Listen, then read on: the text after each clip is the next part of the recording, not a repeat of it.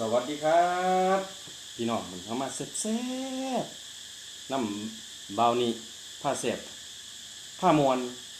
ชาแนลคือเก่าครับมื้อนี้ผมก็ได้เมนูก๋วยเตี๋ยวน้ำตกเนื้อนะครับเนาะก๋วยเตี๋ยวน้ำตกเนื้อครับพี่น้องแซ่บครับก๋วยเตี๋ยวน้ำตกเนื้อเส้นมีเหลืองครับพี่น้องครับนะ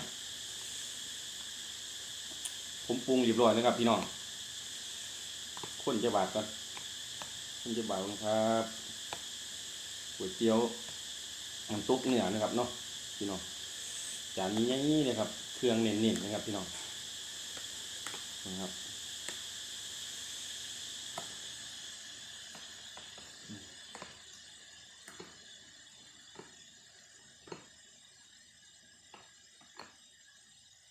มา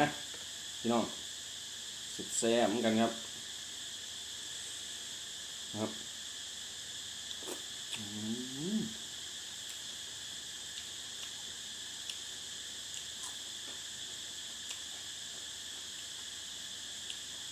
ผักกับแก้มครับสลัดแก้วลูกโดดดอกทั่วนะครับแล้วก็โหระพาครับมากพี่น้องสุดแซ่บเหมือนกันครับอืมอืม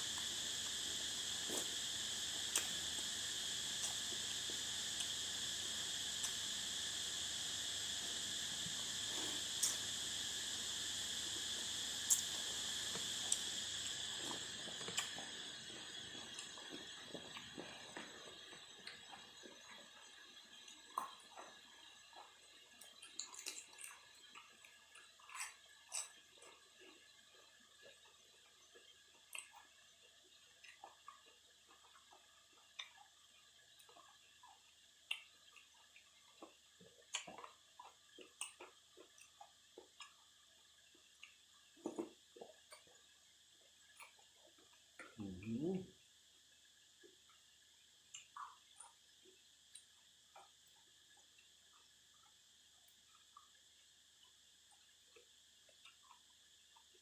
นี่ครับอืม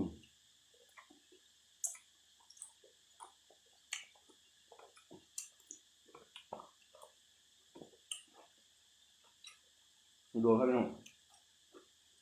อืม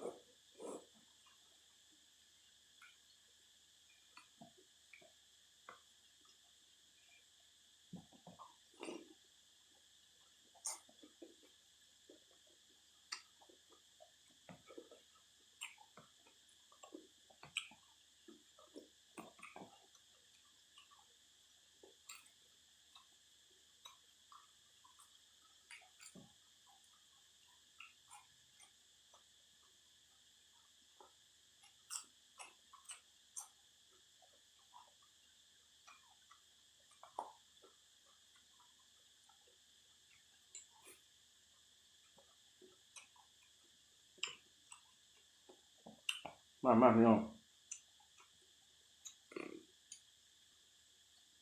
ดูเตี๋ยวเรือ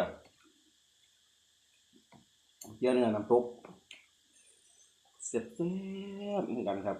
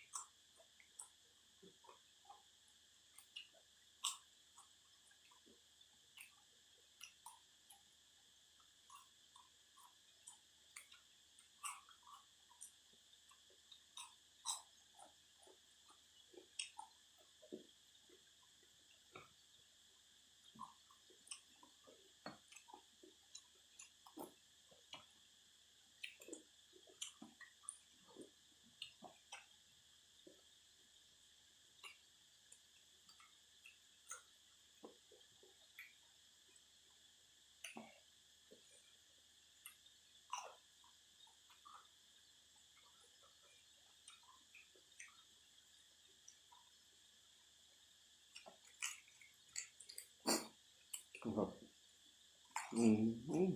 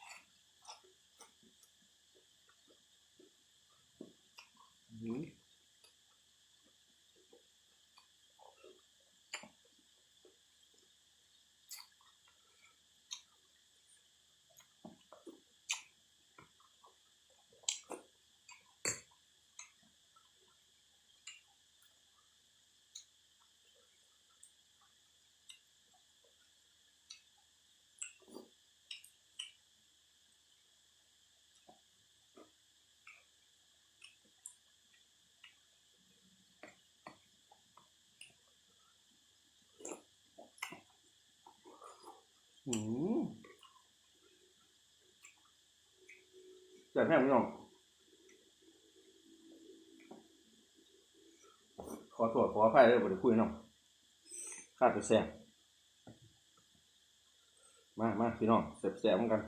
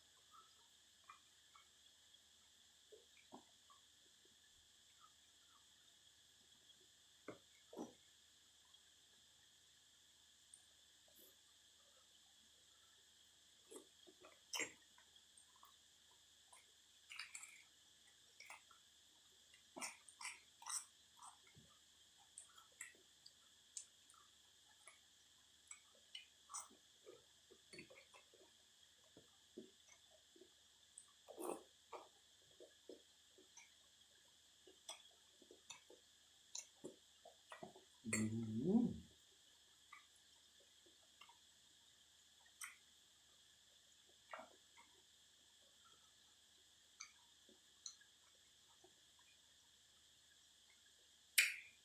ลูกชิ้นเน้นๆเลยพี่น้อง